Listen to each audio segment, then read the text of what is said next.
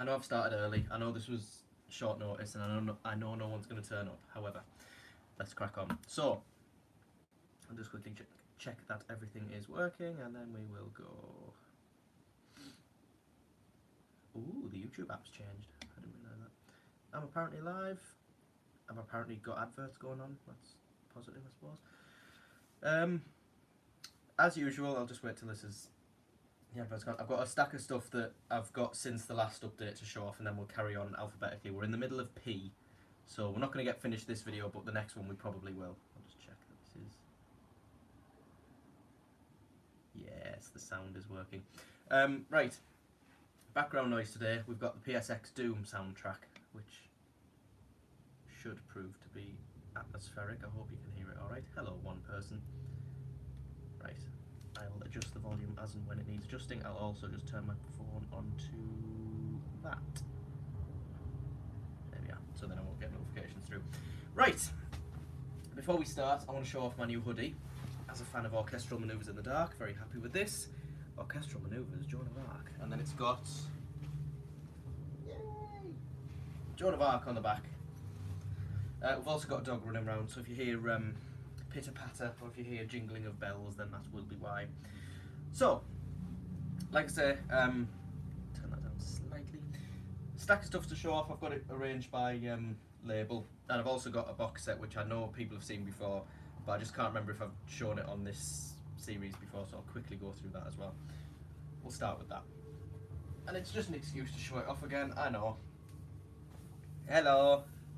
So yeah, I'm going to start with this. The only reason I'm putting this in is because it sits on top of my unit as opposed to in it, obviously with its size. And I didn't want to forget and leave it out, and so I just thought I'd shot it in now. So this is Shock and Gore. I'll just quickly check what that notification was. That was Joel. That was my friend Joel. Hello, beware the big green dragon on Instagram. Shock and Gore. So this is an Arrow set that was released in 2016, I believe, and it's a collection of some Herschel Gordon Lewis movies. I think there's either 12 or 14 movies in here. We'll count as we go through. This is the absolute pride and joy of my collection. It is extremely hard to get hold of. Seldom goes for under sort of 350, 400 quid. I managed to get it for 280, and that's just an unbelievable deal. It's in absolutely mint condition. There's not a mark on the thing. So yeah, absolutely over the moon to have this. That's what it looks like. This is Herschel. These are some sort of things going on from his movies.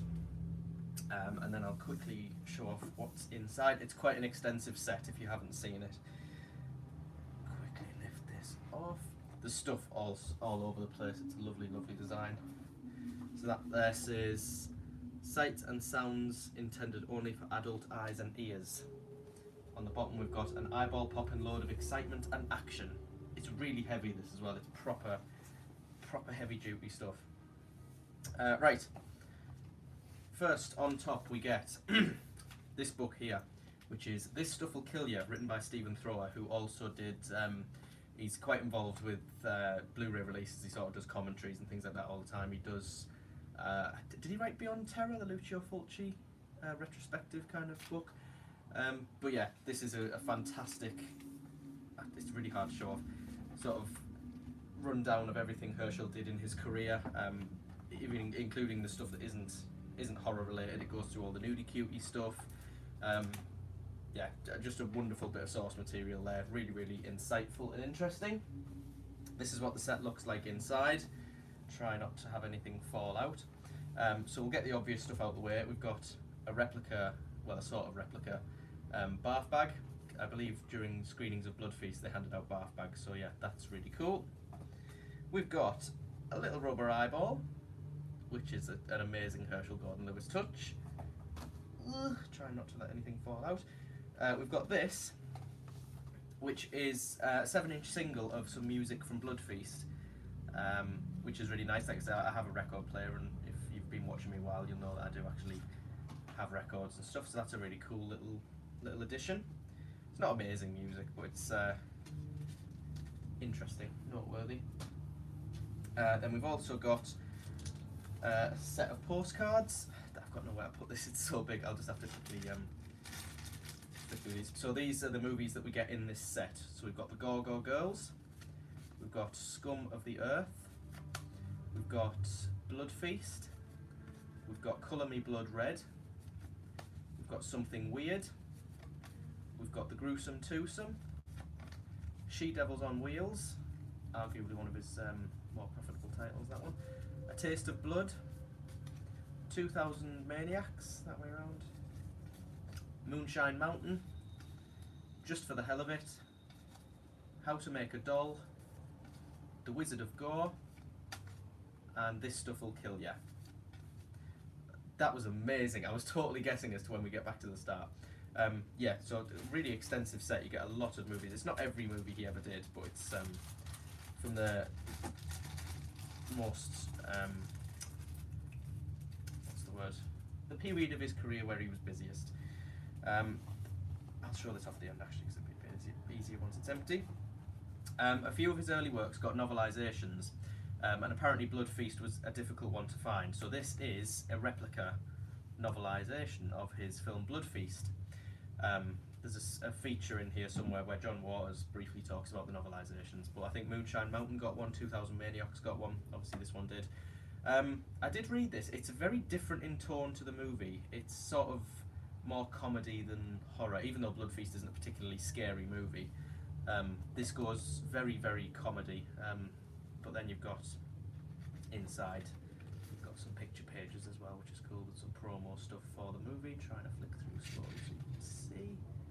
But yeah, and then it is actually a real full-length novel as well. That's good. And then we get the what everyone's been waiting for, obviously, the movies themselves, which I'll take out. The box, incidentally, very, very sturdy. This is what I wanted to show off. It's all like sort of felt and lovely stuff inside. You know, nothing's ever going to get damaged in here, so that's great. Put that behind me. And then if anyone is familiar with the cereal box release, which Herschel got, I think that's just called Feast. This is essentially what that is. So this is the cereal box thing. Hello, how are you? Yeah, so there is also a standalone release of just what's in here, and then I believe there's a smaller version as well. So on the front there we get Shock and Go. We've got Fuad Ramses on the back there. In here, even before we get to the movies, there's still more. We've got the Herschel Gordon Lewis Annual 2016, and this is just full of sort of silly games and things relating to the movies. There's like word searches and that sort of thing, comic books, as you can see, make your own doll. We've got the Blood and Guts trilogy, all sorts of cool stuff like that. This is really, really fun. And then inside here we've got two portions of his filmography, so it's split into 1963 to 1967 and then 1968 to 1972. So if I pull out the first one, they look like this. So that's come at your own risk, can you take it?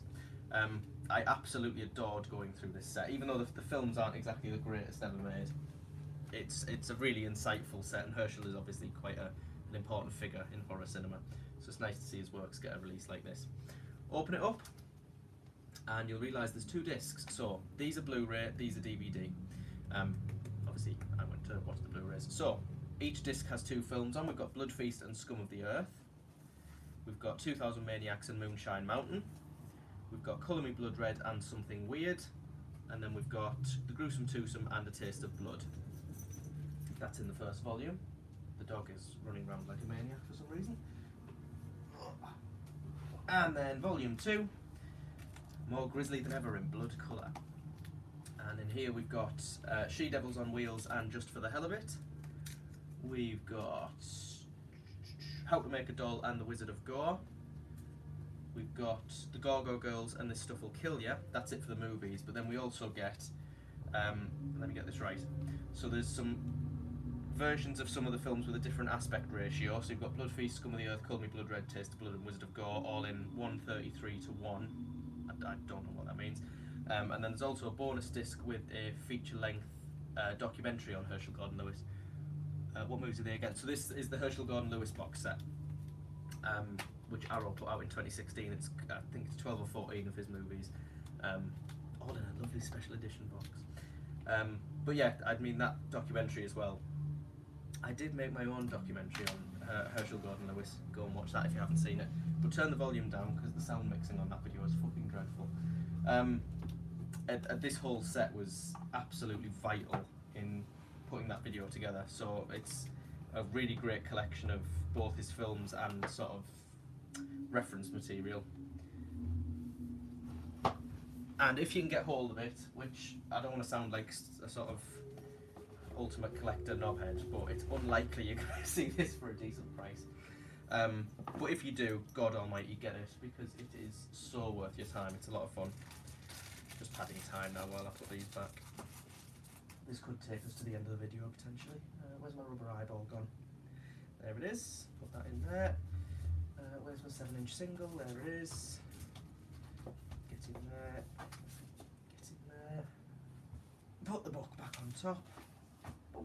And then the lid goes on.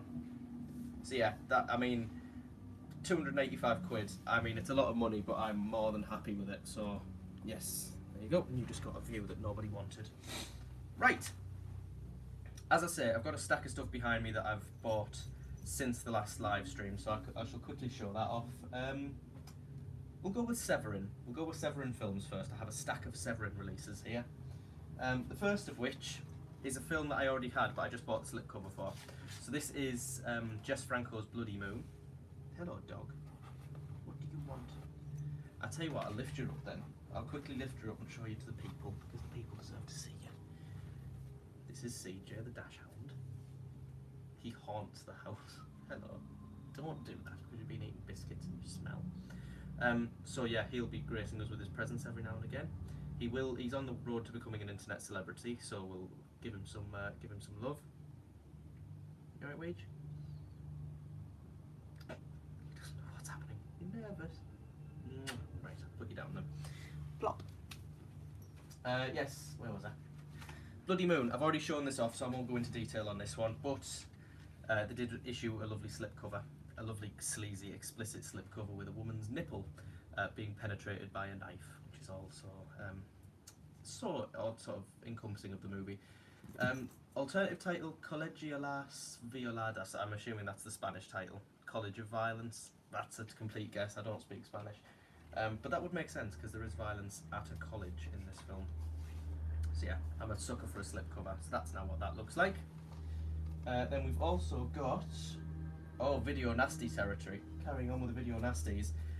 Got their recent release of Night of the Demon, which was the 80s Bigfoot movie, which is notorious for being filled with grisly violence, and yeah, it's a great little movie, this. Not really any good, but in sort of any filmmaking capacity, but as a piece of entertainment, it is absolutely brilliant.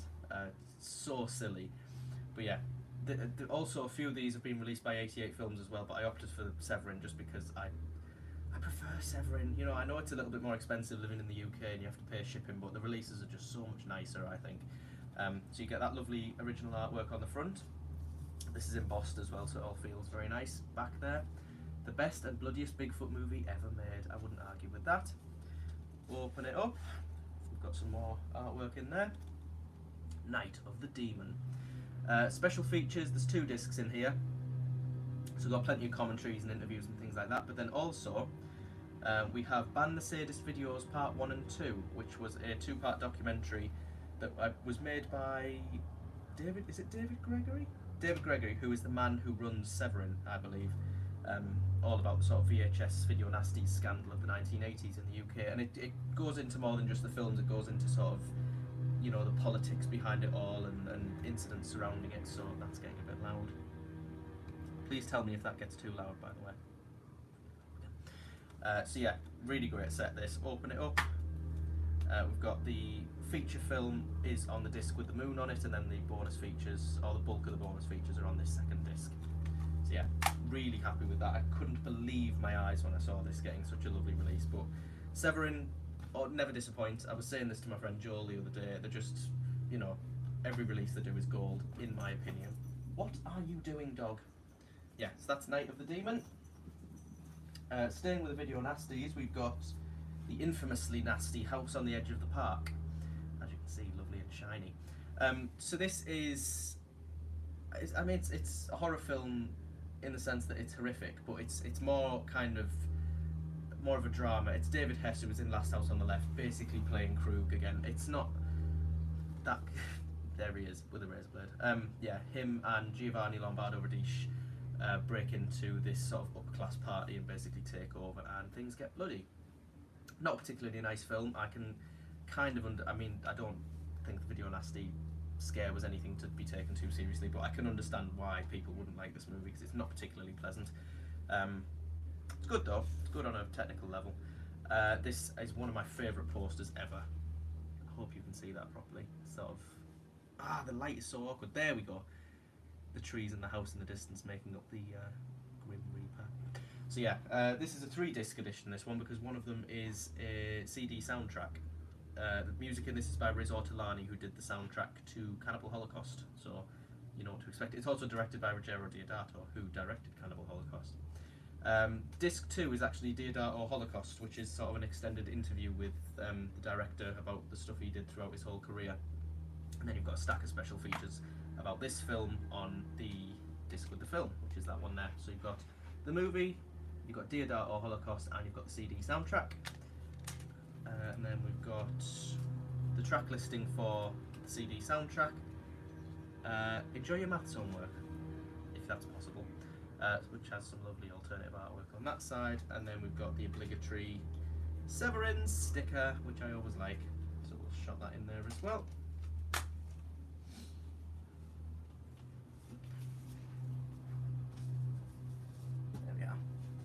Again, Severin, Video Nasties. We've got Delirium. Kind of a forgettable movie, this one. I mean, I watched it recently. I watched it initially to do my Video Nasties ranked series, didn't really rate it much, and then watched it again in the last couple of days. It's much better than I remember, to be fair, but it's kind of one of those movies that, as much as I love the fact it's got a release like this, it doesn't really deserve a release like this. It's kind of a run-of-the-mill sort of... It's not even a horror, really. It's sort of more of a drama thriller, got a bit of war going on in it. Sort of vigilante justice group made up of ex-Vietnam soldiers has to try to recapture this man who they hired, but turns out to be an absolute psychopath. He's called Charlie. Yeah. Lovely packaging again, as you can see. I mean, apparently B&S About Movies rated this 5 stars, which I mean is a bit of a push, but yeah, it's a perfectly passable little movie. Open it up. This was also called Psycho Puppet, I think, in the UK. That's the artwork that was originally on the VHS box, I believe. Special features on this one are quite slim, but I can forgive them because, frankly, it's such a rare movie. I'm surprised a decent print of it even existed to make a Blu-ray. So yeah, it's not like an outstanding looking transfer, but it's good enough. We have a gift card, which I'm not giving my code away for because it's $20 gift card, which came with, this, with my order, which is lovely.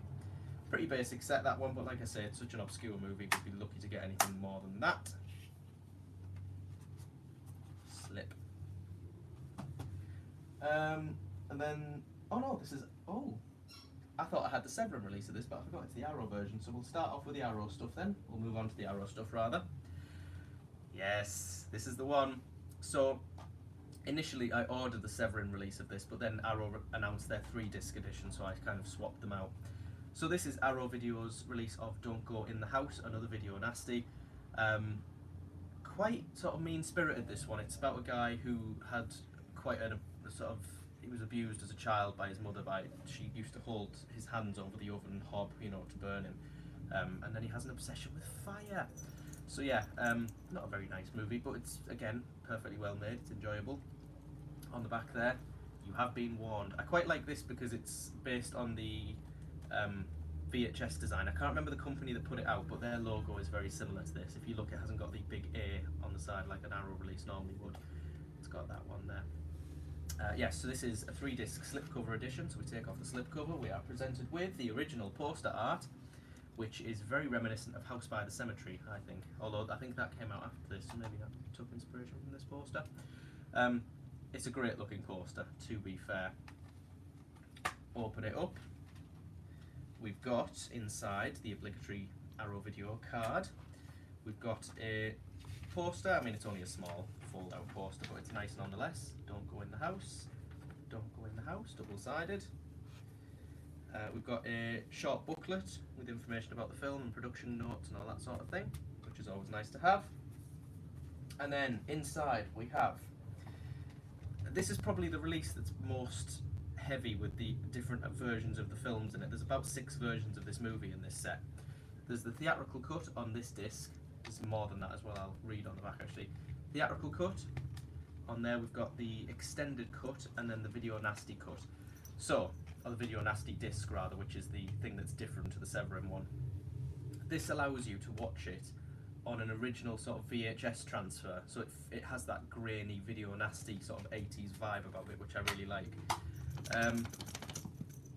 Right, so we've got, it's remastered in 2K, presentation of 2 different cuts of the film, the 83-minute uncut theatrical cut and the 89-minute television cut with additional scenes.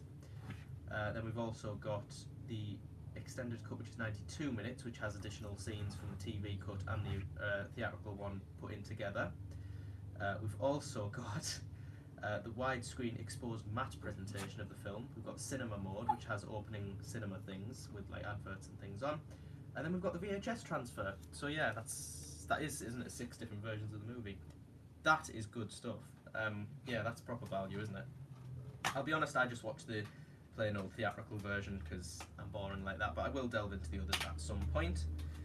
Alternative artwork, I haven't showed them off, have I? So yeah, that's the new artwork, which I like, but I just think the classic artwork is so cool that I've kept it as that. Hello, there you go. Oops, I forgot to put the gubbins back in. Oops. I'll just quickly go back over the others and show off their alternative artwork, and then we can carry on. Right. Delirium, I don't think Delirium has alternative artwork. No, it doesn't. But again, I can't act surprised about that, to be honest. Oh, Weege, what do you want? You've got food down. You knew I was doing this. Yes, I know. House on the Edge of the Park, have we got alternative artwork? Oh, we have, but it's a black case, so I can't really show it off very well. I'll lift it out. It's a door opening with a razor blade at the bottom. Yeah, there's no way I'm changing from the lovely Grim Reaper artwork on that one. And then Night of the Demon, I know for a fact we've got alternative artwork on that one. Come on. Because I believe it's the VHS artwork, the alternative one on that, which is cool, but it's not a patch on the Bigfoot holding an axe artwork, so I've kept it as that. I am going to leave you with the dog quickly while I go to blow my nose, because all of a sudden I'm developing a cold, because why wouldn't I? Bear with us one sec, I'll be back in a second.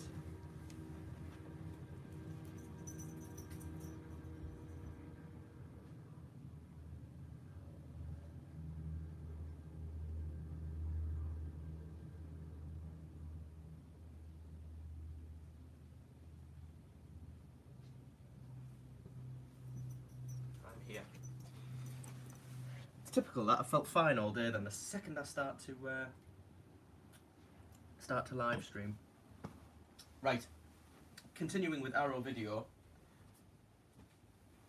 we've got a box set. Jarlow Essentials. There were 2 box sets released with Jarlow Essentials. You can't come up here, CJ. There are expensive things. You will covet the pretty things of the shop. What?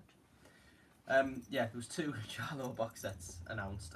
This is the one that the UK got, and then the US got a yellow set with 3 different films in it. I've got the yellow one on the way, but it hasn't arrived yet.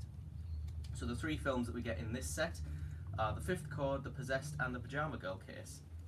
Now, I believe I've mentioned these box sets before in a previous video about things that annoy me with collecting Blu-rays, and it's reissues, because these have been released separately before and they've just been boxed together for the sake of it.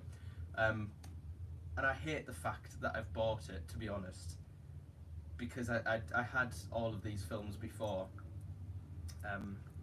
Actually, no, I didn't have the Pajama Girl Case, but the other 2 I already owned. They're no different, they're just in a pretty box. So, you know, I've turned into a proper collector, haven't I? In the first of a multi-volume series of Jarlow Essentials, there's 2 out, I hope they don't bring out any more.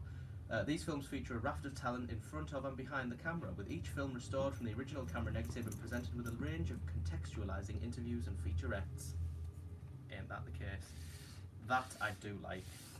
Again though, the yellow box that the Americans got, it has Sergio Martino's torso, it has What Have They Done to Your Daughters, and it has what is the third film? Strip Nude for Your Killer in it. Inside the box looks like this, and then we've got upside down, Pajama Girl case, The Possessed, and The Fifth Chord. These two I've already shown off, so I'll quickly get the Pajama Girl case out. I haven't seen this movie yet. It is the next one on my watch list. I believe it's got Ray Milland in it. I believe it's set in Australia. My friend Joel quite enjoyed it, so high hopes for this one. I quite like that artwork. Open it up, just a standard sort of one disc thing going on, and then we've got alternative artwork under there, which is pretty, but not quite as pretty as the other one.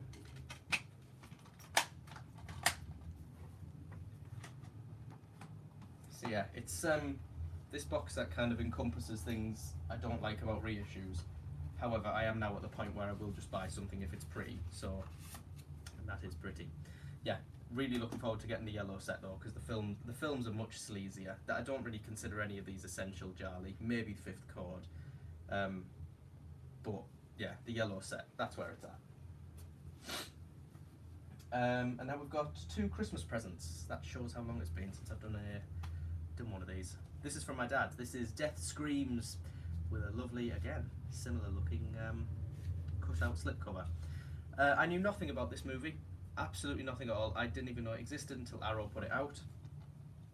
I watched it, and it's a mediocre 80s slasher, that's really all I can say. It has effective moments in it, but it's not by any means essential viewing for anyone who isn't a completionist. It's fantastic artwork on it, I will say that, it's got that going for it. Open it up. We've got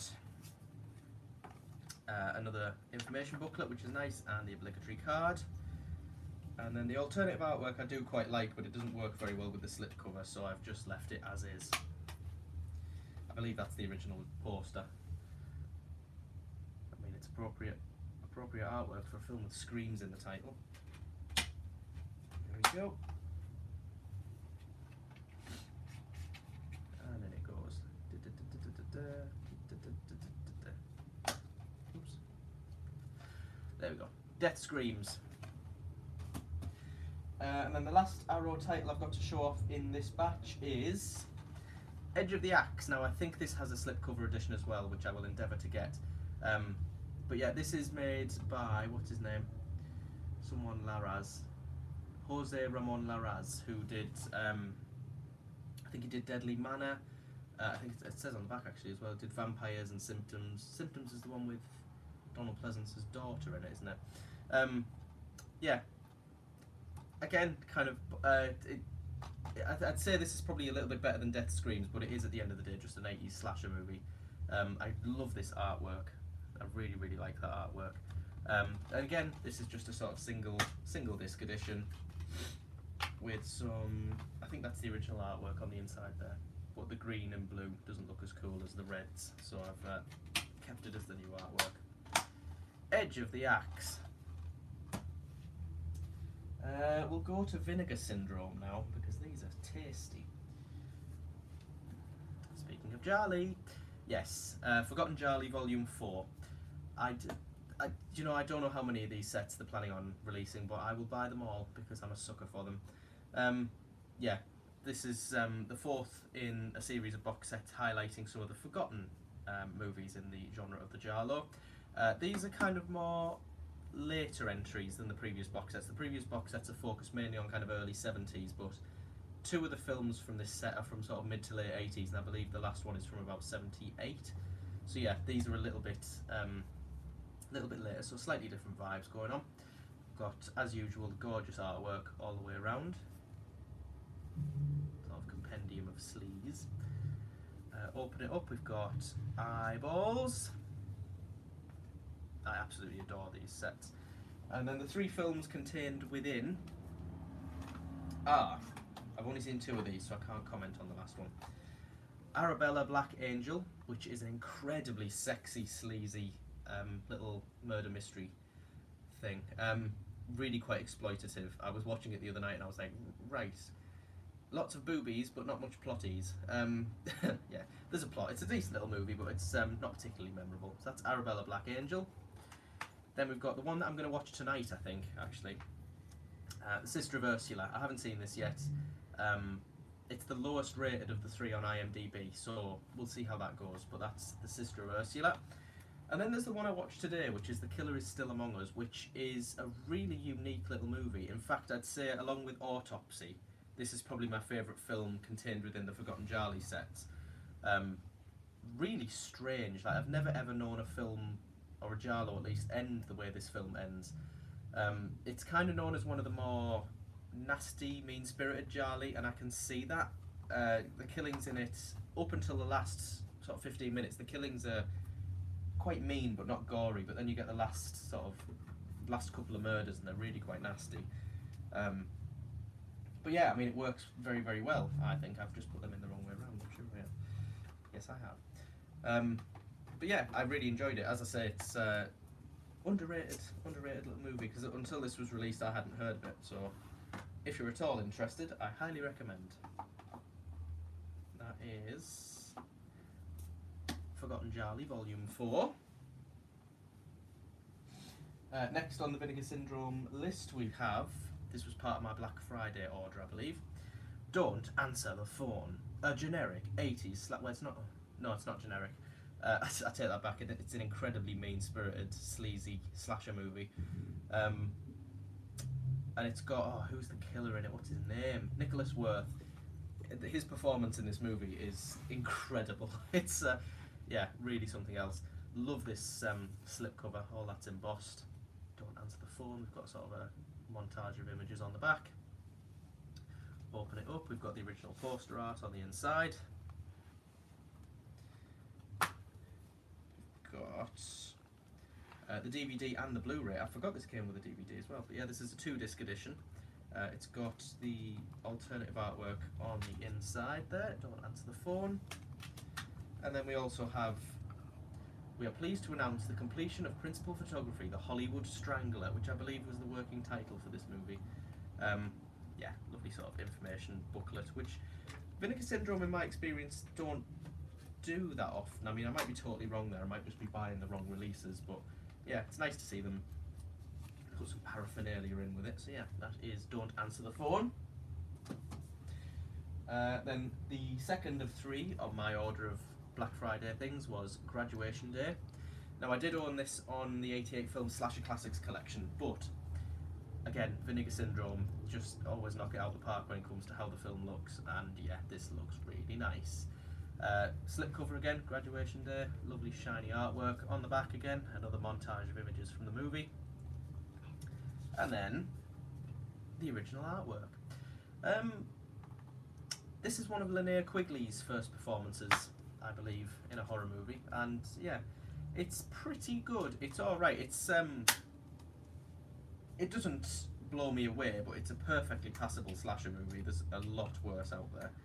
I hate it when slipcovers do this. Come on, please go in without hurting my precious films. There we go. Yeah, plot on this one is about a girl who dies during her track event, and the people on her track team are kind of being bopped off one by one. Easy. Yeah, so that stars Christopher George as well, who was in City of the Living Dead. He was in Whiskey Mountain for William Griffith. Stop making weeny whiny noises at me, CJ. Well then. Yes, so lovely release there from them. Just giving him some attention. Mute yourself. The second I stop. Right, I'm going to show off a really nice box set now, CJ, so I'm going to have to ask it calm down. Right, okay. Back in video nasty territory. God, I look shiny. Yes, I was so happy to get this. So, this is Paul Morrissey's Flesh for Frankenstein. Right, CJ, you can't keep doing this. I've got to entertain the people. If I let you up on this bed, you better not wee on it. Do you promise not to wee on the bed? Right, okay. I'm trusting you with my life. Come here. Just please settle and don't chew anything. Right. Flesh for Frankenstein. Oh, you're making me nervous already. Please just settle. Please just settle. Please just settle.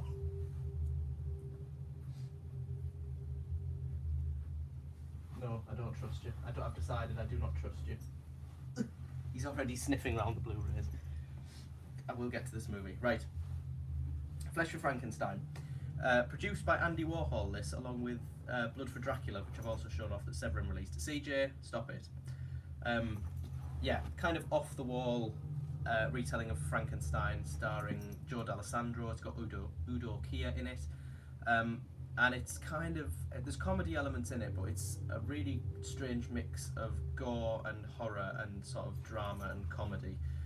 And yeah, it was released in 3D as well, and we get two versions of the film in here, which is nice. So, outer box is fantastic. It's got all the 3D stitching on it, so it all feels a little bit blah. And then inside, as you can see, we've got two films. This is like more of a box set than an individual release. We have the standard Flesh for Frankenstein. Artwork on these is absolutely gorgeous. Like, I could cry every time I look at them. Open the slipcover. We've got yet more artwork. This is 4K ultra high definition as well, so it looks beautiful. It is packed with special features. So you've got the UHD disc and the standard edition Blu-ray in there, and then the special box. Frankenstein 3D. So yeah, this is the 3D version of the movie, which again, artwork is so beautiful I could cry. More artwork. And inside we've got the disc, which has both anaglyph and digital 3D, which is good. And then we've got our unique Flesh for Frankenstein 3D red and blue glasses. Yeah, the 3D effects on this are really quite cool.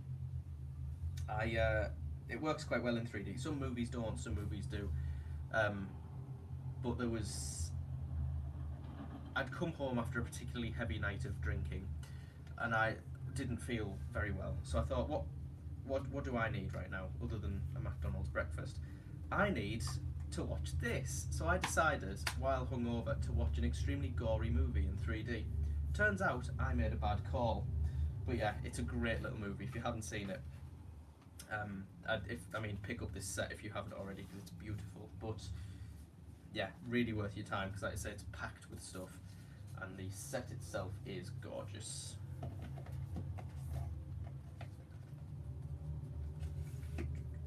It just, Vinegar Syndrome just oozes quality, I think. I might not always like the films they put out. In this case, obviously, I do. But there's something about like the slip covers and everything. They always just feel like such a well-made product. Like, this is really sort of thick, heavy-duty stuff. Really high quality. And also, I think there's a replacement disc program for these, which they've sent out, obviously free of charge. And then I think they've given people a $6 discount code as well if you've bought it and got the wrong disc. So good stuff from Vinegar Syndrome, as you would expect. Where do we go now? I've already shown that off, haven't I? Where do we go now? We'll do the one-off second sight release, Ghost Story. I don't know why I bought this, to be absolutely honest. I think I had a CEX gift card that I wanted to use, and I just kind of picked something at random. It's quite a big name movie, this. Fred Astaire's in it, Melvin Douglas, John Houseman. Yeah, more of a sort of character study than a horror film, really. It's got scary moments in it, but it's the usual sort of haunting, slowly, gradually getting explained through the course of the movie. And it's high budget, you know, it's kind of glossy, but yeah, it's alright. I feel like it could have been better. But I think this was this Fred Astaire's last movie? It was one of the stars' last movie, I know that. It might have been Fred Astaire. But yeah, just a single disc on this one. Worth a watch. It's not something I've got a particular sort of urge to go back and watch again. I'm sure I will at some point, but yeah, lovely shiny second sight release there. We will do... Would you do BFI? I don't often do BFI. I haven't got a lot of BFI stuff. This still has cellophane on the bottom of it, which I've just felt. That's annoying. I can never say it. Short, Sharp Shocks. I saw this in HMV, didn't even know it existed. Apparently there's volume 2, exciting stuff. So, British horror short films, there's 8 of them on this, 9 of them, sorry, on this set. I like horror short films, I like British horror, I like 70s horror, I like all sorts of vintage horror. This was a no-brainer. So, contained within it are Lock Your Door from 1949, The Reformation of St. Jules from 1949, The Telltale Heart from 1953, Death Was a Passenger from 1958, Portrait of a Matador from 1958, 29 from 1969, The Sex Victims from 1973, The Lake from 1978, and The Errand from 1980. So yeah, these are films ranging from like 10 to 40 minutes in length. And yeah, they're all interesting, they've all got their own unique vibe. The first two are, what's the guy's name? Algernon Blackwood. He used to write ghost stories, and it's actually, it's not a cinematic thing, it's him in a chair basically telling you the story. He's a great storyteller. The Telltale Heart stars Stanley Baker. It's an Edgar Allan Poe adaptation that was long considered lost, but now is found and restored.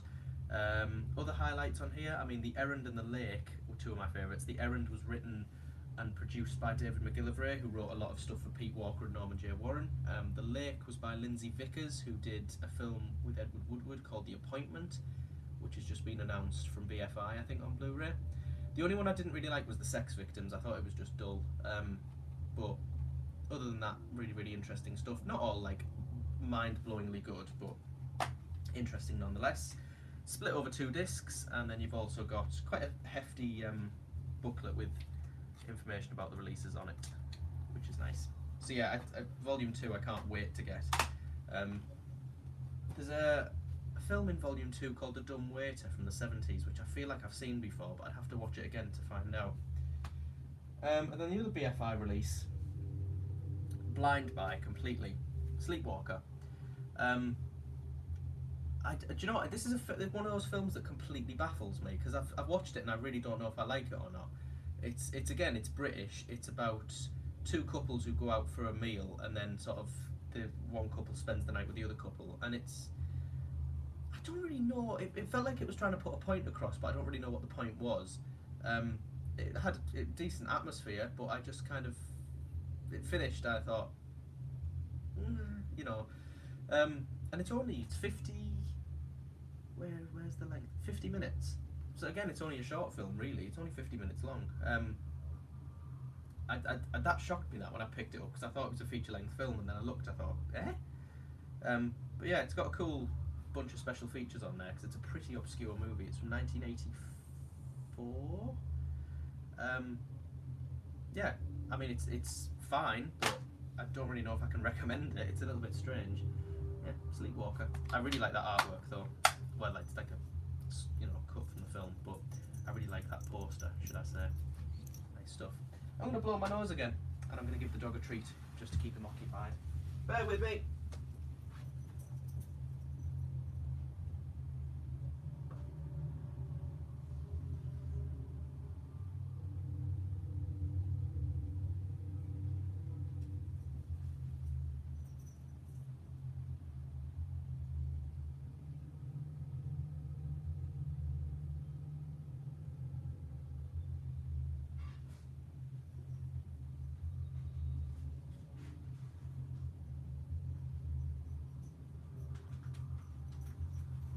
Here, dog. Have some teething treats. There you go. Right. I've literally put it in front of you. There we go. Right, 2 more releases and then we're actually back on track. I've been going for 45 minutes. It's taken us 45 minutes to catch up. Jesus Christ.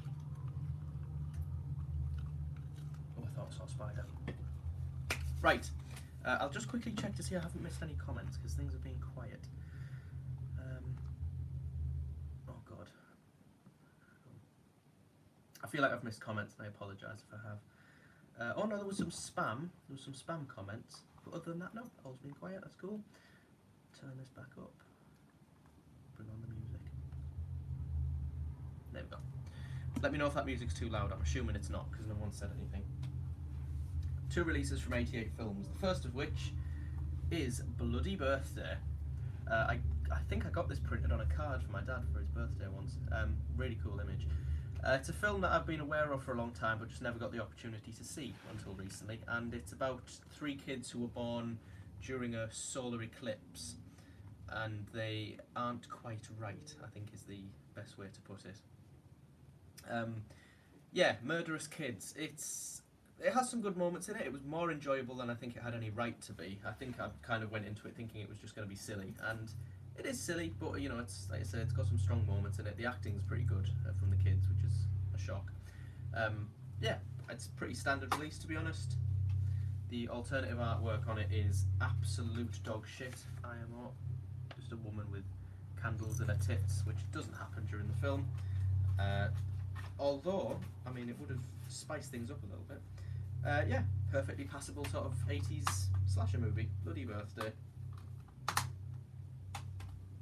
And lastly, but not leastly, Dead of Winter. This is number 8 in the Slasher Classics collection, released in 1987.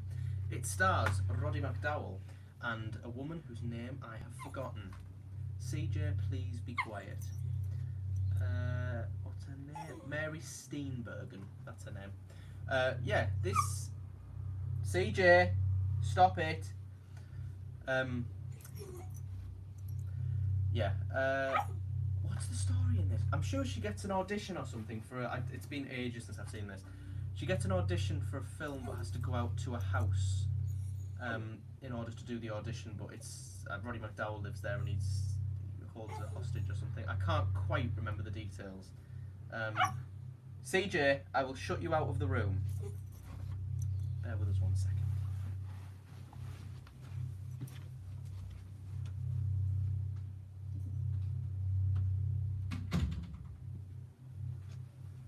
That'll take you. Yeah, so Dead of Winter. I remember this being really good, actually. It was, again, better than I thought it was going to be, because I know this is a bit of a silly view, but I tend to think that the later in the 80s something was released, the worse it'll be. Again, completely stupid, not really based on anything, but yeah, 1987, enjoyed it quite a lot. I'm just seeing if it's the thing I'm thinking of. Aspiring actress who's lured to a country retreat in Canada, yeah, it is the one I'm thinking of. Yeah, good little movie this. I wouldn't really call it a slasher movie though, it's more of a sort of thriller than a slasher movie, but yeah, good stuff nonetheless. Dead of Winter.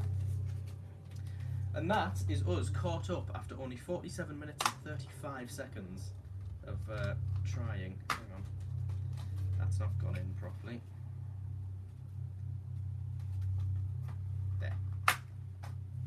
Let's just double check what that text is, because apparently people can't leave me alone. Right. So we are back to we're on letter P, and we've just done Primitives, which was the Severin release, so I know where we're at now. Bear with us while I grab out this bundle of movies. And we shall carry on from where we left off. And we're starting positive. We're starting with Studio Canal's recent reissue. I think it's a reissue. Or was it? No, because they did The Thing, didn't they? That's the one I'm thinking of. Yes, this is their Prince of Darkness 4K set by John Carpenter. Prince of Darkness is a movie that I'd like to enjoy more than I do. I can't pretend it's one of my favourite John Carpenter movies, but it is a good movie nonetheless, and it does deserve a lovely release like this. Alice Cooper is in this. Donald Pleasance is in this, and it's in the basement of a church. They find a sort of, it's not a gateway to hell, is it? It's a thing of green liquid being investigated by a group of local theoretic physics students. But as the night draws in and the students soon realise that the strange relic holds a dark and powerful force beyond their control. Yeah, it's a little bit sort of far-fetched for my liking. I know that sounds silly because I like all sorts of stupid shit, but yeah, it's good. It's an enjoyable movie though. I'll watch it every now and again. We open it up. We get, I think there's a book in here, so I'm going to be careful. Yeah. We get a full-size poster. The artwork on this is beautiful. I can't pretend that it's not, because it is. Lovely stuff. And then we get some picture cards, which I'm not going to take out because they are really tightly packed in. And then we also get a rather extensive book with pictures and notes and all that kind of thing. So inside we get the CD soundtrack, we get the Blu-ray, we get the 4K disc, and we get the bonus features. So yeah, it's a 4-disc set. As you can see, all laid out absolutely beautifully. Artwork is pretty spot on all around. Yeah, it's a similar, well, it's not similar, it's exactly the same layout as their releases of The Fog and The Thing and Escape from New York and They Live. The latter of those I'm yet to get, actually, so I'll have to get on that. As much as Escape from New York and They Live aren't two of my favourite Carpenters again. Be good to have though.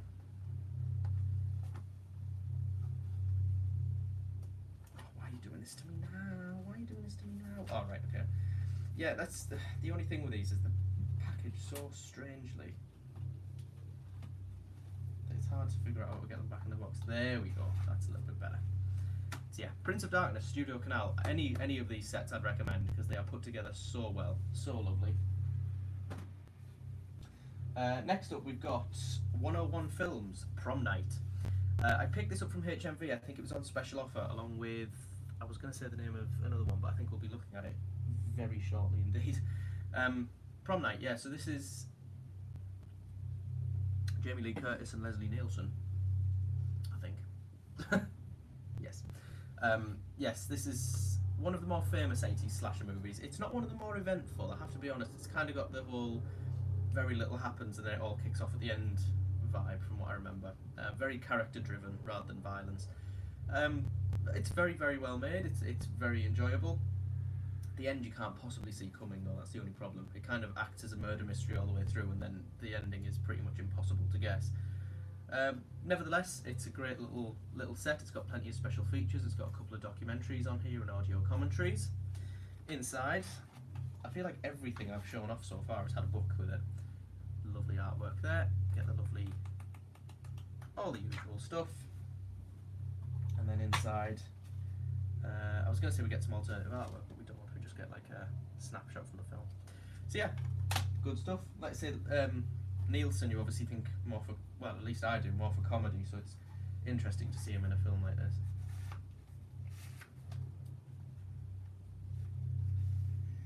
There we go. I really, do you know, 101 Films I can take or leave, but I do quite like these releases, like the white border makes it look quite boutique. So yeah, I enjoy that. That's Prom Night. Next up we've got, I mean, it's an interesting one, I forgot I had to be honest, Psycho 2. As far as sequels go, this is really, really good, and coming from someone who adores Hitchcock, that's high praise, because, yeah, it took balls to follow up Psycho.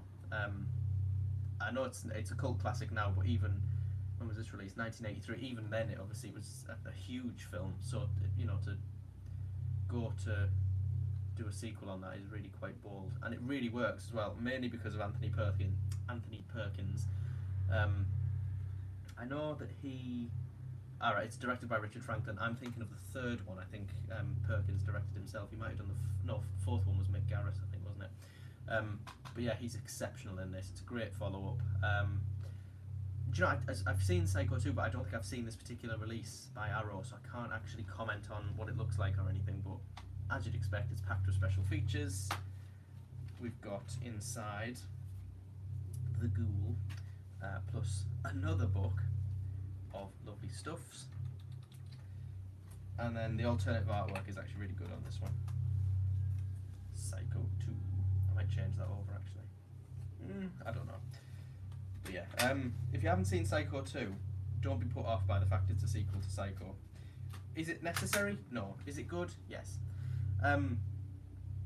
As it goes, I think Psycho is one of the more consistent franchises, because I think the third one, I enjoy the third one, and then again the fourth one is okay as well from what I remember. I don't think there's any bad Psycho movies. So yeah, good stuff that, Psycho 2. And then we've got the one I was going to mention earlier. I knew it was coming soon. 101 Films, Rabid, David Cronenberg, Section 3, Video Nasties, 1977, Rabies, Underarm Things, Vaginas, etc. Yeah, it's a weird movie if you haven't seen it. This is David, I nearly said Lynch, David Cronenberg's follow-up to Shivers. Is it just as disturbing? Yes. Is it just as weird? Yes. Is it just as sexual? Yes. Was it banned? No. Nearly, but not. Yeah, interesting movie this. I prefer Shivers. I think Shivers is a more effective movie. But this is good as well. The only problem I have with this film is that the music sometimes sounds like something from Dracula AD 1972. Yeah, the stock music isn't very well chosen on this film, I don't think. However, it's a good film all round. It's got Marilyn Chambers. Marilyn Burns is Texas Chainsaw. Marilyn Chambers, most famous for Behind the Green Door. Beyond the Green Door? Behind, isn't it? Behind the Green Door. Yeah, she was a porn actress who decided to have a go at acting, and you know what? She's pretty fucking good. Yeah, she's in an accident and has some experimental cosmetic treatment done, which affects her in quite a nasty way. It's got strains of the zombie movie in this, but it's not a zombie movie at all. Again, similar in tone to Shivers, really, in that sort of sexually transmitted kind of thing, which does give it a kind of sleazy, creepy edge, but there's amber lamps. Yes, there's Marilyn Chambers. Yes, Chambers. There she is. Obligatory booklet. And then we've got the disc and everything in here. There is a documentary in here. Oh, there's 2 discs. There's The Quiet Revolution, that's it. It's a documentary about the Canadian film industry. Not just horror, not just Cronenberg, but the Canadian film industry in general. And that was really interesting, I liked it. So yeah, that's, again, 101 films. I can normally take or leave, but oh my god, which way around does this go? But yeah, I quite like their limited edition stuff. Get in there. And again, I think I got this with Prom Night from HMV. I'm sure this was only like 12 quid or something, so good stuff. And I quite like that it's VHS. Well, it's not really, but it's nearly VHS sized. Next up, oh god, Rats, The Night of Terror, rather. This is a film that I haven't finished. It's just so fucking stupid. It's a post-apocalyptic movie in which there are killer rats, but it's directed by Bruno Mattei, who, if you know that name, you probably know what sort of films he's associated with making. Yeah, it's enjoyable in a schlocky way, but I just feel like I wasn't in the mood for schlock when I put it on. I don't know why I put it on if I was in that mood, because what the fuck else is it going to be? Fantastic artwork on this. This is part of 88 Films Italian collection. This is number 46. It was made in 1984. Yeah, complete garbage in the best possible way. Obviously stuff on the back there, and then bonus features. Again, 88 Films kind of lack on the bonus features a little bit. It's pretty slim. Oh, it is the right way around, sorry. Yeah, fairly slim. Alternative artwork is in there, even though it's pretty much the same. But I do quite like their Italian collection because it highlights some sort of lesser known movies. I know this is kind of a bit culty, this one, with Mattei having the following that he does, but yeah, cool little collection, and it's a film I'm happy to own even if it's absolute garbage.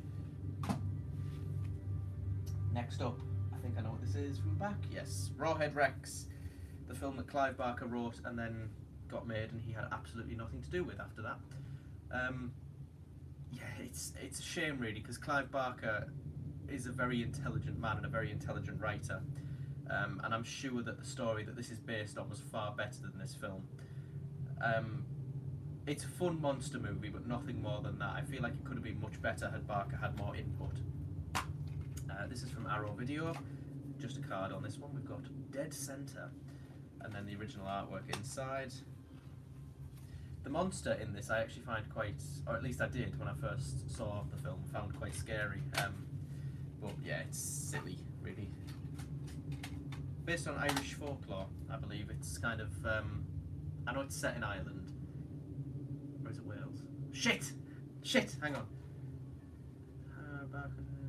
Irish Village. Yes, I knew it was Ireland. Yeah, you don't get many films set in Ireland. Classic horror-wise. The only other one that comes to mind at the minute is The Iguana with the Tongue of Fire, which is a kind of weird. It's Italian, but it's set in Ireland. But yeah, it's kind of like Rats the Nights of Terror. If you're in the mood for something silly, then it'll hit the spot, but don't expect great things from it, unfortunately. This was another Christmas present from my father. This is the Arrow release of Wreck. Everything behind me has collapsed. Found footage, very, very polarising genre, but I think everyone agrees that this is a fucking excellent piece of cinema. It's Spanish, it's short, I think it's only like an hour and 17 minutes or something. Yeah, about that.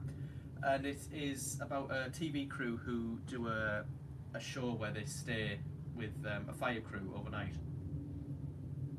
And the fire crew get called out to this apartment building, which eventually gets sealed off with them inside, and there is a strange virus inside the building. And yeah, scary actually, because I live in an apartment block that's not dissimilar to this, so every time I'm going up the stairs I just think of Spanish firemen running at me and hitting me with a big sledgehammer. Very strange.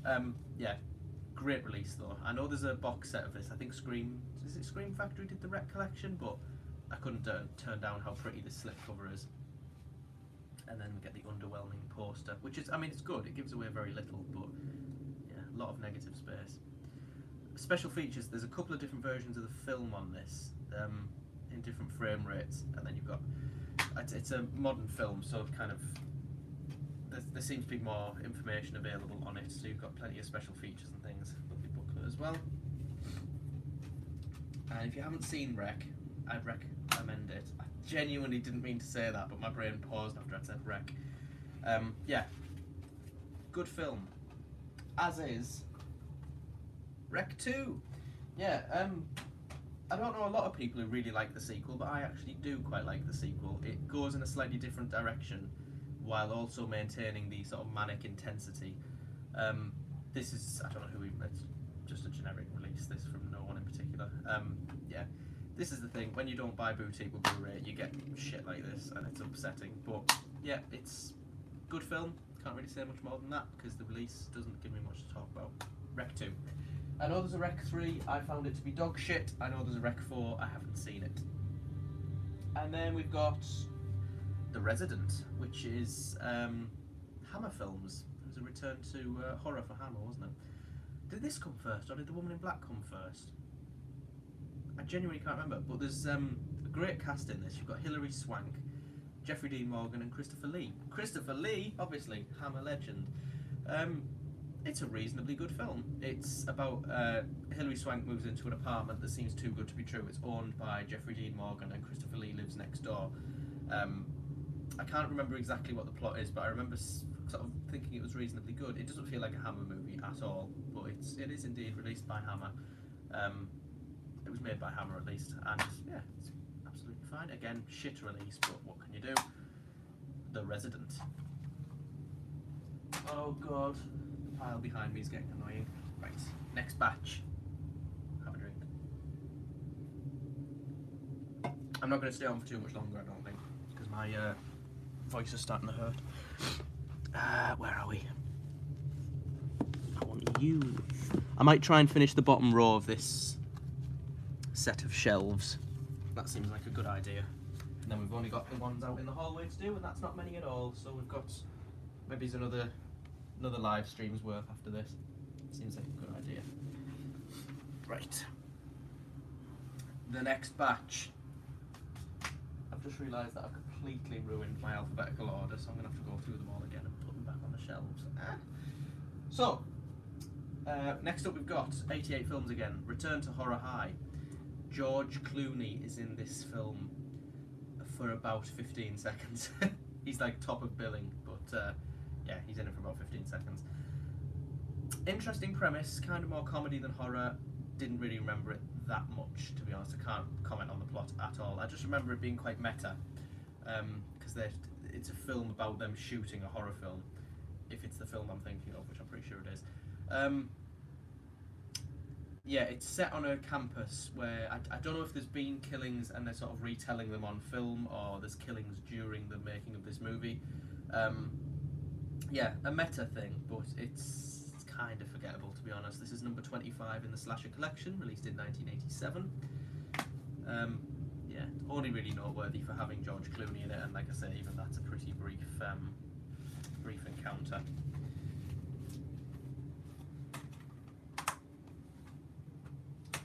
Indicator. We've got Road Games.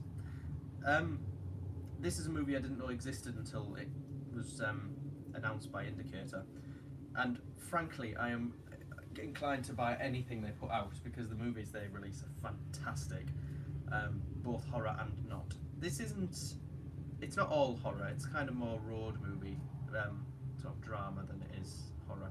It's a little bit like Jewel meets Rear Window. You've got Stacey Keach, who plays a lorry driver in Australia, and he picks up Jamie Lee Curtis, who's a hitchhiker, and there are murders occurring, and they kind of have an inkling that the guy driving the van in front of them, who they keep seeing, is the person who's killing all these women. Yeah, solid little movie, really enjoyable. It's a little bit muddled in its tone. Again, it kind of goes for a horror comedy drama vibe, but yeah, that's fairly well balanced, I think. Open it up. We've got the obligatory poster.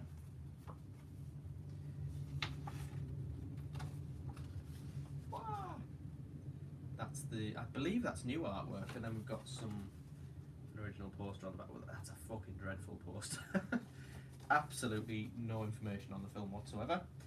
Then, I mean, I know I've said booklet, but this Indicator give you novels when it comes to their releases. This is how many pages long?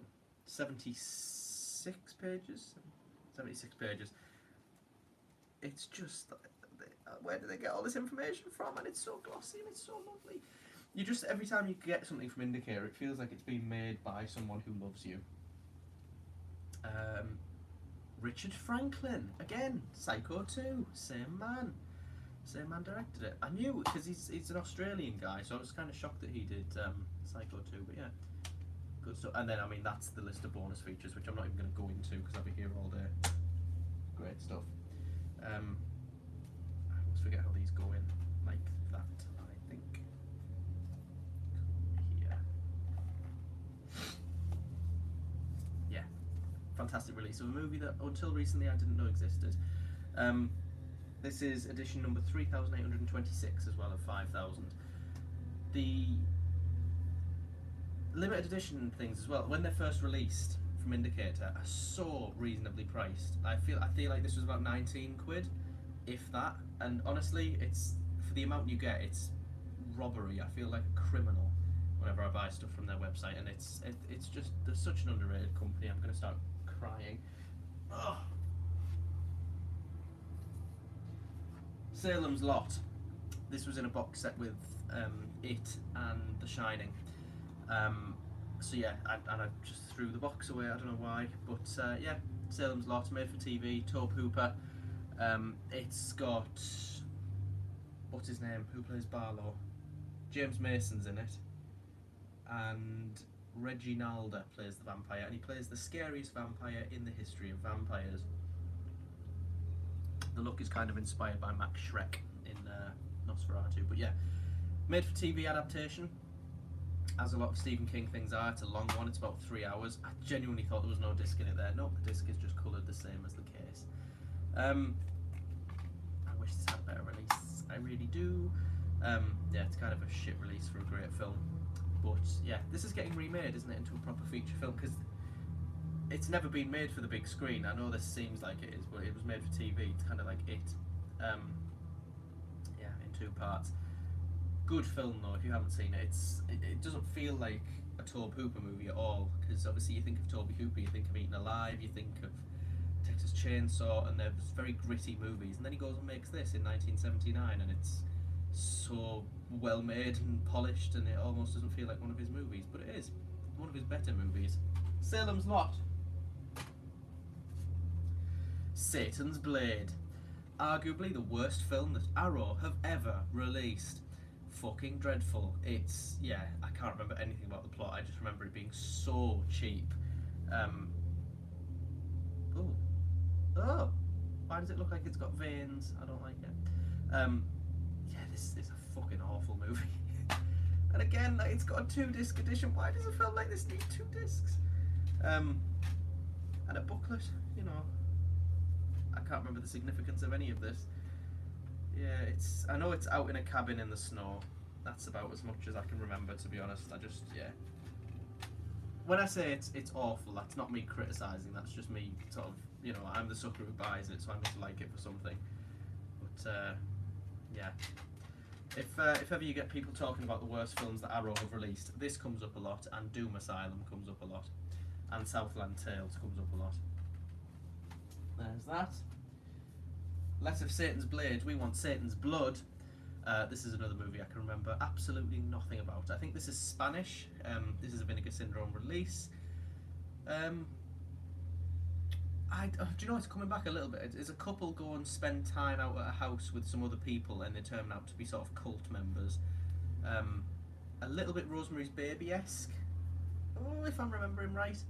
I love this artwork. I bought this completely blind because it was on eBay for cheap, and I just love Vinegar Syndrome slipcovers. Open it up. That's some cool artwork right there. And then inside, oh, there's some more alternative artwork. I didn't realise. Alright, it's just that same one again. Yeah, it's one of those movies that I remember enjoying when I watched it, but you know, I have no real recollection of what the plot is about, which only means it's rewatchable. So, you know, always look on the bright side. That's Satan's Blood. Next up, Scalpel. I can't remember this one. I'll be honest, I know I've seen it because I watched it with my dad. I kind of got Eyes Without a Face vibes from this, if it's the same film that I'm remembering. Honestly, can't remember much about it at all. I kind of put this in the same category as the film Images by Robert Altman, where it feels a little bit sort of artsy and a bit weird. It's kind of got a strange vibe going on. Yeah, I mean, I really like the artwork. I remember seeing this in HMV and really liking it just based off the artwork. As far as releases go, it's not one of Arrow's best. It's a little bit slim on the features and everything. However, it's not that interesting of a film, to be absolutely honest, so I can't cry too much about it. That arm coming out of the eye is quite creepy though, I'll give them that. There's the original artwork.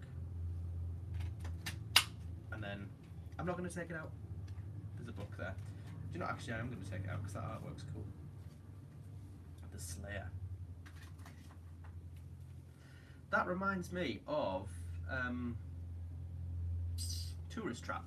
I don't know why, it just gives me Tourist Trap vibes, the kind of mannequin look. Yeah, is the film I'm thinking of. Eyes Without a Face. It's not the same plot as Eyes Without a Face, it's just every time I think of surgery movies, that's what comes to mind. There's another one as well that reminds me of Eyes Without a Face. There's a... Faceless? Is that a Jess Franco movie? Faceless. That's not the one I'm thinking of, but that's just come to mind. But then I was talking to someone recently about another movie that reminds me of Eyes Without a Face. No, it's gone. But yeah, kind of forgettable, evidently, because I'm not really talking about the movie and I'm just padding time. 88 films again, we've got Scarecrows. This is a movie I don't like. People seem to quite like this one. I've tried to sit through it twice now and not made it all the way through. It's not detestable. I think it just had so much potential to be good because scarecrows are really frightening, I think, or at least they have the potential to be. And yeah, it just kind of pisses it away for me. It's I know there's a TV movie called Dark Knight of the Scarecrows, which is meant to be quite good, and I'm eager to see that. But this, if there was ever a good Scarecrow movie, I don't think this is it. This is number 16 in the Slasher Classics collection, released in 1988, and yeah, I'll have to give it another go at some point, but I just haven't got much enthusiasm for this one, unfortunately. That is Scarecrows. Scared Stiff. We're getting into movies now that are just fucking awful. Why is that? I feel like it's been ages since I've gone, this is a really good movie.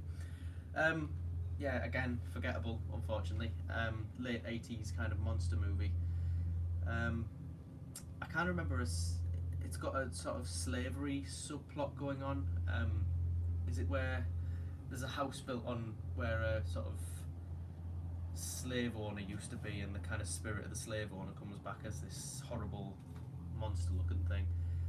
Yeah, it's another one I thought was fine at the time, but really it's a bit cheap. Again, there is a slipcover version of this. I want to get it, obviously, because I'm a collector. And the slipcover has this artwork on, which is much nicer than anything that's on this set. Yeah, just again, kind of forgettable and a little bit naff, to be honest. And then we've got, oh my god, a movie I actually don't mind, even though everyone else seems to hate it. Schizoid, starring Klaus Kinski. This is a slipcover edition, 88 films, slasher classics collection. Yeah, Klaus Kinski is a strange man. He seemed to star in a lot of bad movies. But this isn't one of them. I think this is quite, I mean, good is a stretch, but I mean, it's perfectly passable. I think it's one of the more acceptable 80s slasher movies out there. I've seen it a couple of times now. We get the obligatory booklet. Yeah, it's, let me get this right. Klaus Kinski is like a therapist who works with like a women's mental health group, and it's members of that group who are being killed off with by this guy with scissors. Yeah, I thought this was paced reasonably well. I thought, you know, it was an interesting enough little story. There's not a whole lot of suspects, you know, the reveal isn't really very shocking, but no, I bought this based off that artwork, to be absolutely honest, because I really think that looks cool, very Jarlo-esque. But yeah, don't be put off by IMDb reviews. That's, I mean, I always look at IMDb to gauge, you know, what films are like, but I seldom agree, to be honest. Very rare. I'm looking at what films we've got to show. I've got a couple of interesting ones coming up. There's not too many left. It's only going to be a short live stream in comparison to the others I've done. I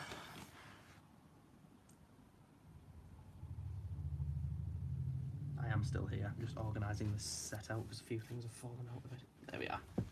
Oh. This next one needs no introduction. Scream! The Scream trilogy, yeah. Not a franchise I particularly am in love with, to be honest. It's fine. I feel like I missed the right time to watch Scream, so it just turned into another slasher movie for me. As much as I can appreciate that it's very meta and very clever, obviously Wes Craven. Yeah, solid slashers. It's just not movies that I feel massively connected with. So that's just kind of a basic box set of those. And then I also own Scream 4 on a standalone release by a company who can't do anything decent with their boxes. Again, that seems really loud all of a sudden. I'll turn that down. Yeah, I remember sort of thinking 1, 2, 3 and 4 were all reasonably good. I haven't seen the one that's just come out. But again, it's as franchises go, it's one of the more consistent, I think, definitely. Scream, here we go. And then the dreaded Shameless release comes up, of a movie that I actually quite like, The Sect. It's just insane. This has got Herbert Lom in it, and it is a plot that I can't remember. Bear with. School teacher becomes the target of a devil-worshipping sect. I mean, that sounds about right. Yeah, this is one of those movies that you've just kind of got to disconnect and just let it do what it needs to do. If you try and sort of work everything out, you know, you're not going to have a fun time with it. It's just, you know, it's like a fever dream movie is the best way I can put it. You know, where just stuff happens and you just don't question it. It's just part of the movie. Yeah, Shameless, not a company I have much affinity for, but this film is really good. And to be fair, I don't think the transfer looked too bad on this one either. I'd sooner it was released by literally anyone else, don't get me wrong, but yeah. This was from my dad as well, because he got me The Church from Shameless as well, which is another okay movie, although I think I prefer The Sect. Yeah, pleasant surprise, this one. Oh, now this is one of my dad's favourite movies. This is See No Evil, also known as Blind Terror, starring Mia Farrow. As you can see, we're back with Indicator. I really wanted the limited edition on this, and I got it.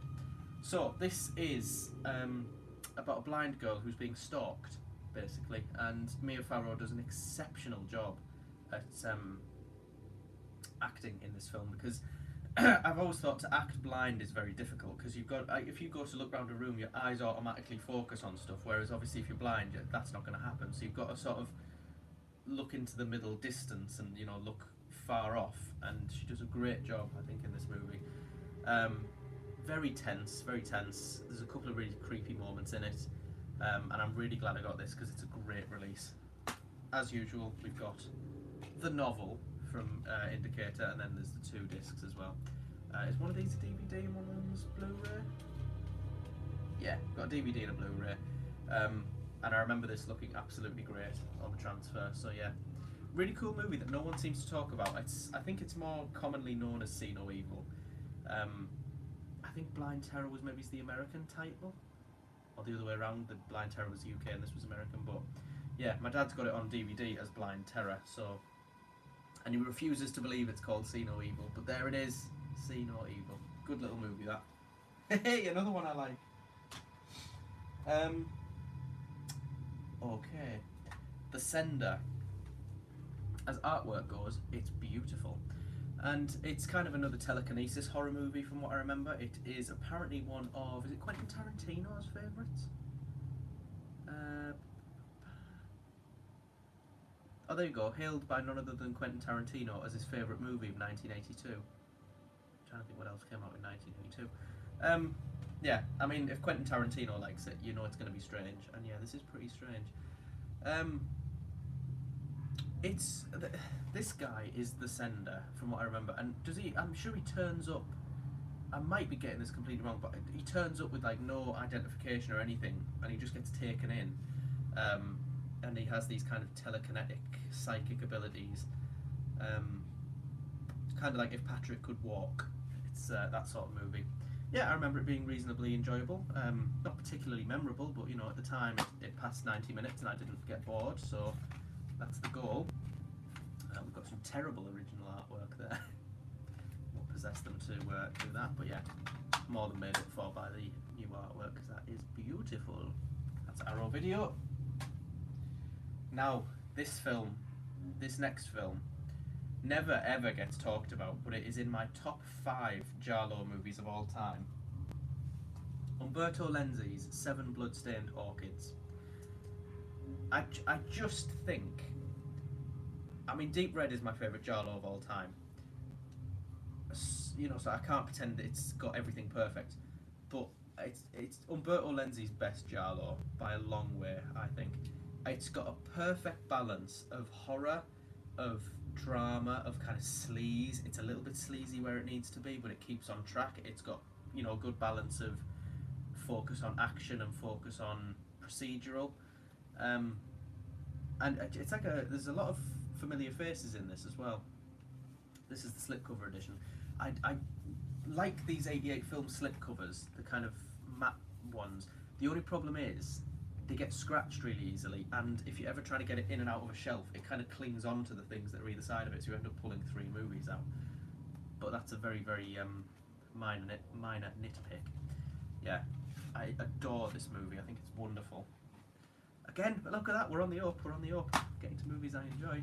Yeah, this, believe it or not, is actually part of the Italian collection. It's number 59, released in 1972, but that's artwork I've got on the inside there, because I think the Italian title coupled with the English slipcover look just wonderful together. So yeah, 7 Bloodstained Orchids. If you're a fan of the Giallo and have not seen it, wholly recommended from me. It's great. Oh, downhill again. Right. Gothic Giallo, set in England. Can't remember anything else about it, frankly. 7 Deaths in the Cat's Eye. I remember watching it with my dad. I remember thinking it was reasonably atmospheric, but in terms of plot, can't remember a thing. I can't remember any of the action. I vaguely remember someone being buried. That's literally just come to mind. I like the artwork, but unfortunately I can't really say much more than that. It's a film I'm sure I'll enjoy if I give it another watch, but for now I can't really comment because I can't remember it very well. 7 Deaths in the Cat's Eye. Let's have a look. Ooh, not many to go. Not many to go. Been going for 84 minutes. Holy shit. Right, I'll pull these out and then we're away. I'll try not to give it away as I whisk them past the camera. Right, back to Vinegar Syndrome. The Severed Arm. This is a movie that, again, I had no idea about. I just bought it based on the artwork because I fucking love how vivid this is. Like, it's proper eye-hurtingly bright. 5 victims cannot stop him, cannot escape the slashing fury, the sound of terror. There's a psycho on the loose with an axe. His trademark, the severed arm. Some guys go caving, a guy gets trapped. I think they kill a guy and eat his arm or something, and then when they get let out, there's killings of the men going on, and their arms are always cut off. Now this film I find interesting for a number of reasons. Mainly, this is the earliest instance I can think of the kind of cliche of the calls are coming from inside the house. Now initially I thought that was When a Stranger Calls from 1979, but then obviously Black Christmas 1974, and I thought that was the earliest the calls are coming from inside the house movie. But there is a moment in this film, it's not a house, but it is. Do I want to spoil it? No, I don't. But there's a portion in it where a guy's on the phone saying, I'm getting the threatening phone calls, and then they ring back and like it's coming from inside the building. Yeah, cool. If there's an earlier example, I'm sure there probably is. Let me know. But yeah, this is the first I know of to have that little cliche in it. So yeah, cool stuff. The Severed Arm. Oh god, I'm totally lost of what's what. It's got a massive pile of Blu-rays behind me. As mentioned before, this was from the same set as Salem's Lot and It. It's not a movie I have a whole lot of love for, to be honest. I like The Shining, but it wouldn't be in my top 50. It's just kind of okay for me. I don't know, I love Jack Nicholson, but I just feel like... Creepy music. I feel like he was mad from the start. Whereas I think it would have been more effective if you'd seen him gradually go mad. Whereas he seemed off right from the start, which, you know, I mean, it's a Kubrick film. There'll be people going, yeah, but that's the point. Oh, fuck off. Yeah. It's enjoyable. It's good. It's very well made. It's very well acted. And it's got a horrible story with Shelley Duvall. But yeah, I don't like it as much as many other people do. So that's The Shining. Previously mentioned, this is Shivers by David Cronenberg. A film I find genuinely quite unsettling, just because of how bleak and horrible and sort of icky it is. There's a guy in a sort of futuristic apartment block who's been working on research to do with parasites, and it's to do with organ replacement, where it's kind of like stem cells, where if an organ was to fail, you could implant this parasite and it would act as the organ would. But the parasites have a side effect of turning everyone very sexually aggressive, and it kind of transmits from person to person. Children, men, women, everyone, and it's just kind of like, it's horrible to watch, but it's a great little movie. Proper grindhouse, like, grim shit. And yeah, very recommended if you haven't seen it. This is another giallo that's relatively highly thought of. This is The Short Night of Glass Dolls. I can only remember the ending from this, and it's a kind of shocking ending. Yeah, I remember it being enjoyable. I can't remember much about the plot, to be honest. That's the thing when you watch a lot of giallo movies, they all tend to roll into one.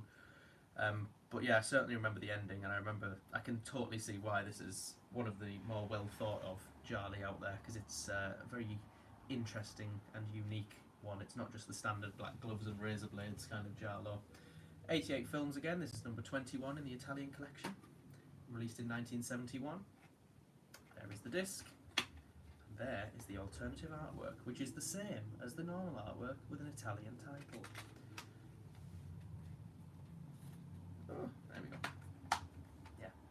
cool little movie that. Then we've got Shrooms. This is one of the first movies that I was gifted when I started collecting horror. I didn't know what the fuck I was doing. It's not a very good movie. It's about shrooms. It's yeah, it's kind of horrible release, horrible ugly fucking release. I'm sure it looks nice. It's not a very good film. Let's just move on. Cool poster though. I remember. Do you know? It's funny that I'm slagging it off, but that poster is one of the few that I remember seeing in sort of Blockbuster as a kid and thinking, "Oh, that looks cool." Apparently, this is the unseen edition, but I have seen it, so I should just cut the top of that slipcover off. To be honest. Back to Vinegar Syndrome, and another 3D release as well. Silent Madness in 3D. This is not a film that I was aware of until my dad got me the Teenage Wasteland slasher movie book, and that poster is in it. And it just, I really like the artwork on this. Again, I kind of love Vinegar Syndrome do this thing, and I know this might not make any sense to anybody else, but it's kind of like a zoom in wraparound thing where this and this feel very cohesive, you know, because it's part of the same poster. Yeah, good stuff. And do you know what? This film gets very bad ratings, and I think it's really good. It's really enjoyable. Yeah, it's in a silly way, albeit, you know, the story is a little bit contrived, but you know, you watch it in 3D. It's got some great 3D moments. It's got some good kills. It's all you really want from a slasher movie. We've got the standard Blu-ray and then the 3D version, and again we've got some special Silent Madness 3-dimensional glasses. You've got the poster art on each of the arms, and then you've got, yay, standard blue and red, which makes everything in this room look horrendous. Yeah, so glad I got that. It's one of the first slipcovers I got from Vinegar Syndrome, and it's one of the reasons I've fallen in love with Vinegar Syndrome slipcovers, because they're just so pretty and so sturdy. So yeah, I wouldn't recommend it to anyone who sort of wants a quality movie, but if you're a fan of 80s slashers, go for it. Cool little movie. Really not many to go now. Oh, this is the entirety of my shit. This is the entirety now, after this little stack, of my main unit of films. We've gone through them all at this point. There's just a few more out there to do. We've got 101 films again, with Silent Night, Deadly Night, Parts 1 and 2. I blind bought these. Obviously I knew what Silent Night, Deadly Night was, and I was aware of the notoriety of both of them, but I hadn't seen them until I got this box set. And I watched them both around Christmas, and yeah, I can understand the notoriety. We've got a book, obviously, because it's a box set. So, this one, notorious for demonising Santa Claus. Yeah, man with troubled childhood ends up scared of Santa, but then also becomes Santa and kills Linnea Quigley. Again, yeah, I love that artwork. It's notoriously kind of nasty. It's very grindhousey, grim, bleak, sort of. Not a standout slasher for me. It's like, it was never going to be one of my favourites. Extended unrated version. But yeah, it's got some fantastic moments in it. And the sequel's got some fantastic moments as well, because it takes 45 minutes of footage from the first film. That is not a joke. I was aware that most of this, I got a chunk of this movie was flashback. I timed it 45 minutes it takes to do the flashback from the first movie, and then 45 minutes in, that's when this movie starts. So this movie is only about 40 minutes long. And it's dreadful, it's awful, it's poor, it's shit, it's diabolical. Yeah, don't look at the IMDb ratings for this movie, it's not pretty. This is where the garbage day meme comes from. Do you know, it's harmless enough, it's just so lazy. Yeah, really not a good sequel at all. But it's nice to have them both anyway, because they are cult classics. And I quite like the artwork on this box as well. there's Billy. Right, then we've got my favourite modern horror movie, Sinister. Yeah, in the sort of modern franchises of like The Conjuring and Annabelle and things like that, this is my favourite because I think this is a genuinely very original and very scary film. Ethan Hawke is in this one. It's about a writer who moves into the house where a murder took place, and yeah, turns out that's not a very good idea. If only he'd seen horror films before. So yeah, Sinister, and its shit sequel. Yeah, really didn't like the sequel to Sinister. I just thought it was a bit shit. Can't remember anything about it, to be honest. I just remember watching it and thinking, oh, they came so close to having two good movies. But yeah, the first one is good. That is all I can say.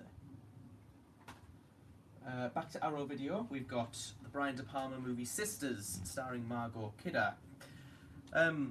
Criterion put this out, and I'm tempted to change that release, to be honest. But from what I remember, they are... Oh, what is that bit of hair doing? Margo Kidder plays two conjoined twins, one of whom is murderous, and it's kind of got a Hitchcock vibe about it, that kind of thriller sort of thing going on where someone thinks they see a murder, and it's not a film I can remember much about, but I remember at the time thinking this is really quite good. I mean, it's Brian De Palma, you know, he's a very talented man, it's got some very talented actors in it. So yeah, it was always going to be decent, and yeah, it is, it's pretty good. This is the 2-disc edition, I think it's Blu-ray and DVD, yeah, that's right. We've got the obligatory booklet, and then we've got the alternative artwork inside as well. I really don't like this artwork, I think this is the new artwork, it just looks a little bit crap, so yeah, opted with the original poster art on that one. Then we've got a box set which I need to upgrade because there is a better version of this. I was never a massive fan of the Roger Corman Poe films, but it's nice to have them all in one set. This is Vincent Price starring in 6 movies. We've got The Haunted Palace, we've got Tomb of Ligeia, The Raven, Tales of Terror, The Fall of the House of Usher, and The Pit and the Pendulum. There is a set where there's like 6 boxes, I believe, rather than just like 2 per thing. Highlights from this set, House of Usher was good, Pendulum was good, The Raven was good, Haunted Palace was good. You know what, they were all pretty decent, to be fair. The Raven and Tales of Terror, I believe, had sort of comedy elements in them. I think Peter Lorre was in both. And yeah, so inside you've got 2 films in each one. You've got Tomb of Ligeia and The Haunted Palace in that one. We've got Fall of the House of Usher and The Pit and the Pendulum in that one. And then we've got The Raven and Tales of Terror in that one. Tales of Terror is like a... excuse me, it's like an early portmanteau movie. It's got a few different stories in it, as the title would suggest. Yeah, I can't pretend I'm an absolute die-hard fan of Poe movies, but like I said, it's a decent little box set that I need to upgrade because there is a much nicer version of it. Second to last one, sticking with Arrow, we've got The Slayer, previously mentioned on one of the cards we pulled out. Another video nasty that had a potential to be much better than it was. It's typical kind of friends go to holiday on an abandoned island and shit goes down. The problem is, there's only 4 characters, so the killings are very few and far between, and what is in between the killings isn't too interesting. Cool special features on this one as well. It tries to do something interesting at the end, but it just kind of falls a little bit flat, because it makes it look like a monster movie, but is it a monster movie? No one knows. Original VHS artwork is on the inside, which is cool. The monster effects are good, but very, very brief. Yeah, it's a really... It's a mediocre movie that's turned into a poor movie by a, frankly, rather crap ending. But it's another one of those movies that has its moments. It's got some really strong and creepy moments in it, and the locations in this are really good. It's just a shame, to be honest, that they decided to do something weird with the ending and it totally backfired. Then we're ending with Scream Factory. I don't own many Scream Factory releases, but this is Someone's Watching Me, which is a John Carpenter movie that no one knows about, apparently. Yeah, this was released the same year as Halloween. It was made for TV. It's got many of the Carpenter actors in it. It's got Adrian Barbeau is in this one. What's his name? There's another one. Who's the other actor? Oh, fuck. There's another actor in this who did a couple of Carpenter movies. Yeah, it kind of... I say reminiscent, that's not the right word, but it reminds me a little bit of the When a Stranger Calls remake. She moves into an apartment and feels she's being watched, basically, and yeah, endeavours to find out who it is and why. Starts getting strange phone calls and things through the mail. Yeah, it doesn't really feel like a John Carpenter movie, but then again, it was made for TV and he hadn't really established a style yet, so it's not, that's nothing to criticise really. It's not a standout movie of his career, but it's perfectly passable. It's enjoyable when you put it on. It doesn't outstay its welcome, and yeah, it's creepy in places where you want it to be. That is Someone's Watching Me, Region 1 as well. Thank you for that. Right, that is me done for this evening. My movie's are now in a fucking mess and I've got to fix it, because if you look behind me, this is all the stuff we've can't really see it. All the stuff we've shown off is now in a massive pile behind me, and it's not in alphabetical order at all. Never mind. Just quickly check if there's been any YouTube comments. Turn the music off, actually. I don't think there has, actually. It's been a quiet evening. The thing is, I know like no one really tunes in to watch these live, but I just treat them like a normal video, and occasionally people comment, so it's I think that's the best way to do it. Oh, we've had a lot of spam, haven't we? Lovely stuff. We'll hide that one, we'll hide that one for no real reason. Spot on, obviously. Wouldn't be a live stream without some porn bots in it, would it? So, thank you very much for watching. I'm now going to attempt to rearrange my movies. I hope you enjoyed. Let me know what you thought down in the comments. And yeah, I will see you at some point in the future for what will be probably the final live stream. After that, it might just be update videos. But yeah. Thank you very much for watching, and goodbye. And now there's the awkward bit where I've got to end the stream.